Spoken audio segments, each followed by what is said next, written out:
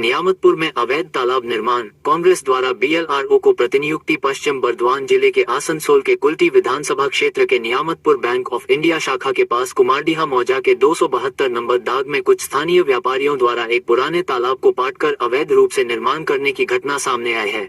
इस घटना की लिखित शिकायत कुल्टी बीएलआरओ कार्यालय में दर्ज कराई गई है। पिछले कुछ दिनों से इस घटना को लेकर राजनीतिक सरगर्मी काफी तेज है। आसनसोल नगर निगम के अधिकारियों की एक टीम ने घटनास्थल यानी तालाब का दौरा किया है। आज कुल्टी ब्लॉक कांग्रेस द्वारा कुल्टी बीएलआरओ को एक प्रतिनियुक्ति दी गई है। শুধু আজকের নয়, আমরা দীর্ঘদিন ধরে লড়াই চলছে। জমি ব্যাপার নিয়ে আমরা দেখতে পাচ্ছি যে কুল্টিতে জমি নয় ছয় হচ্ছে খুবই অবৈধভাবে, ইলিগ্যালভাবে। জমি মাফিয়াদের দূরত্ব খুব প্রচণ্ড বেড়ে গেছে। আর এই বারবারন্তটা এটা একদমই বোঝা যাচ্ছে যে বর্তমান শাসক দলের মদতেই কিন্তু এদের বারবারন্তিটা।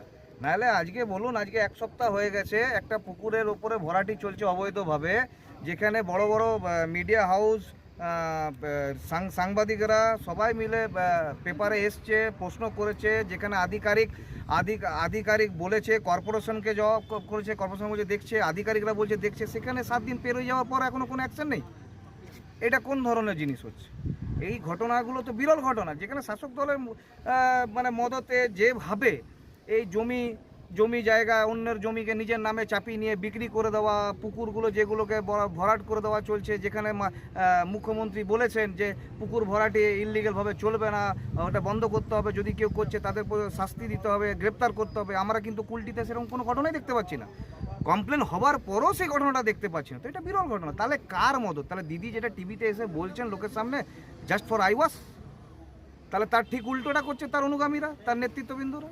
তাই এইটা আমাদের প্রশ্ন ছিল আজকে, এবং আমরা এই ডেপুটেশন আজকে দিয়ে এসেছি।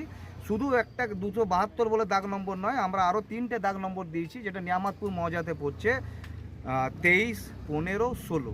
272 দাগ নম্বরের সঙ্গে এই 3টে আছে।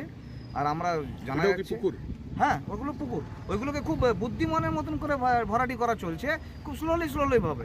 দেখলেন যে আমরা পুকুর ভরাট নিয়ে কিছু ইনফরমেশন আমাদের দিলেন, তার মধ্যে একটা 272 প্লট কুমারডীহা মৌজা অলরেডি আমরা কালকে ইনকোয়ারি করেছি, সেটা নোটিশ করা হবে। কি পেলেন, মানে কি দেখলেন? ভরাট হচ্ছে, ওনাদের যে ইনফরমেশন 272 নিয়ে সেটা ঠিক আছে। আমরা তার জন্য যা যা লিগাল প্রসিডিওর আছে আমরা সামনের সপ্তাহ থেকে সেটা করব।